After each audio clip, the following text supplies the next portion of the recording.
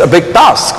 Now, what he has up his sleeves, I don't know, but what he has on the budget paper is 40,000 of the public sector. This is investment.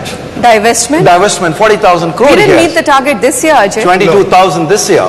But then, this year was not the right year perhaps to go, because he had the spectrum income. Why should he come with the public divestment?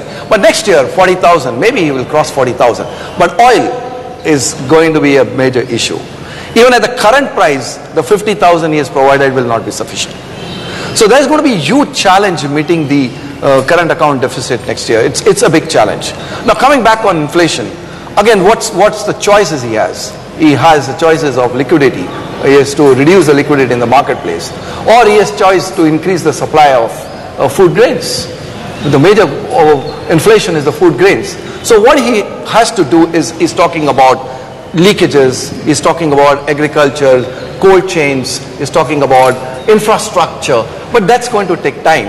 In short run, there are going to be some challenges on the supply side, and inflation is not going to come down so fast and rapidly to 5%. That's going to be a challenge as we go forward. So what is there for Aam Aadmi? You come back to the question. You are not controlling inflation. You are not giving me income to meet my household budget. He is an accountant, has met the country budget. What about my household budget? He has not done anything for my household budget. He is not doing anything to tap all the leakages in food grains, 40%. It's just going waste. What is he doing about that? Right. He is not doing anything about the housing. Well, the Aam Aadmi today cannot afford a house. As simple as that. What is he doing about the housing? There's nothing for the housing there. Now, he thinks Aam Aadmis mean the people like us don't get hospitalized. We do get hospitalized, and there is a service tax on hospitals now. It's making hospitalization expensive.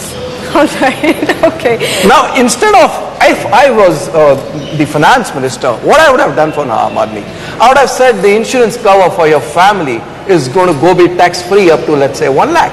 That's Ajay's business growing. Yeah, Ajay's business growing. Let him grow. I mean, that's the right business to be in there. Medical reimbursement, I would say it's going to be increased from 50,000 to 1 lakh for Aam Aadmi, tax-free. Instead of 1,60,000 to 180,000, I said 3 lakhs tax-free. That's what you're doing for Aam Aadmi then. And on housing, you talk about subsidized interest rate for housing. Irrespective what is the interest rate, create a special fund for the Aam Aadmi to do it. That's what he could have done for Aam Aadmi. Yes, he said though he could have done much better, but I'll come back to that fiscal math issue because it's boggling everybody, Ajay. I mean, we are talking about divestment 40,000 crore. We are saying subsidies are going to fall by 20,000 crore, while this year subsidies are going up by 50,000 crore. So how's all of that going to come together? Are we only riding on the growth momentum? You're saying 9% tax buoyancy and therefore my deficit will be 4.6%. Yeah, the 4.6 definitely is based on that math, because it has, the fiscal deficit itself doesn't change very much. The denominator increases by 9%. That's what brings it down from 5.1 to 4.6. But the math of the budget, at least at face value, is fairly simple. Tax revenues grow about 18%. If you assume 9% growth and 5% inflation, it's assuming a little bit more buoyancy than nominal GDP growth.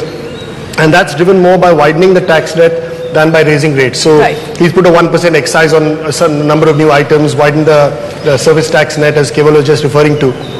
And there's only a 3.4% increase in expenditure, which is what we're all questioning. My point is that this team and this finance minister has delivered broadly in terms of numbers. He's met the numbers in the past. He said 5.5, he came in 5.1. So I think he may not meet 40,000 crores of divestment, maybe it's again 35,000. But I think the government machinery has the ability to kind of work things around and find its way through. So I heard Dr. Rangarajan on TV the other day, somebody questioned him on oil and the subsidy, and his point was you're precluding the fact that the government might be able to do other things during the year. Right. So don't preclude that, don't just look at the math. There must be something else behind it, and we have to give them credit for that. And there's a whole year to do something. It's not just the budget, it's just a blueprint and expenses statement. Last question, and we've got to go to SP Jain. Yeah, I'm Siddharth Srinivasan. My question goes like this.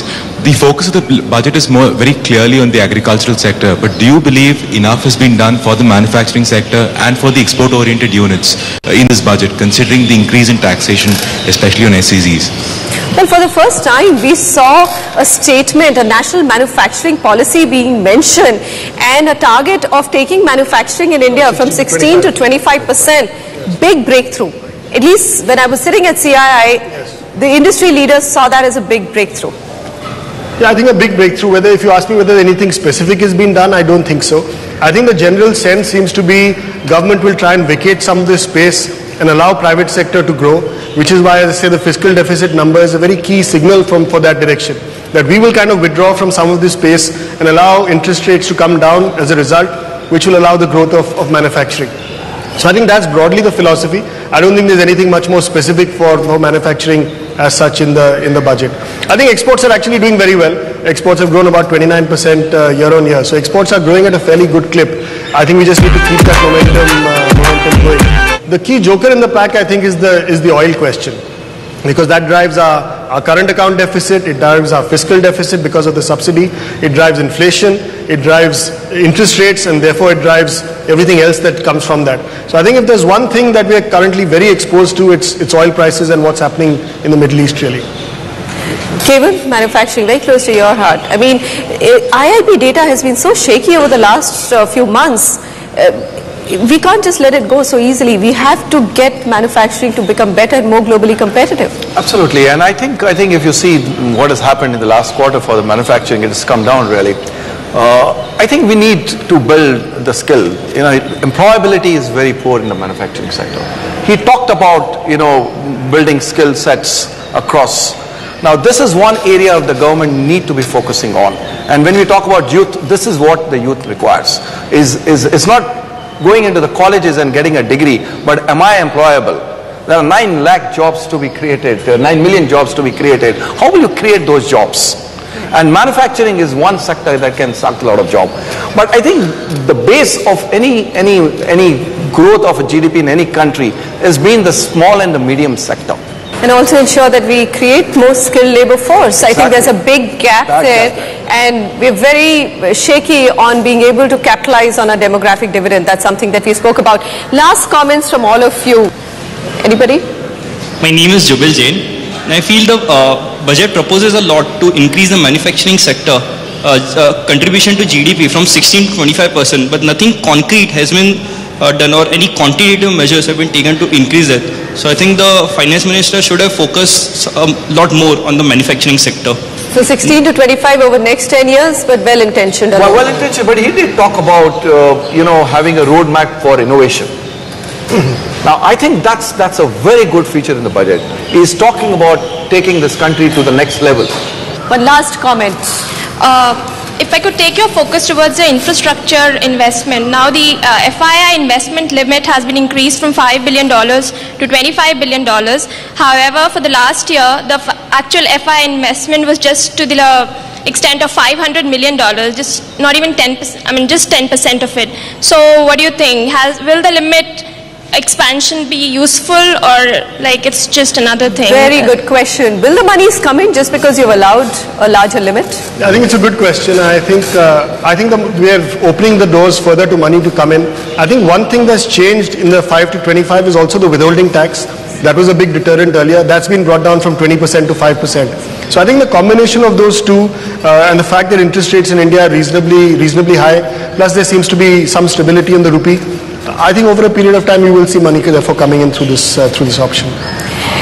All right, we've run out of time, but we've had a very interesting discussion. Obviously, this group of people is extremely well informed, and they've gone through the fine print of the budget very, very minutely.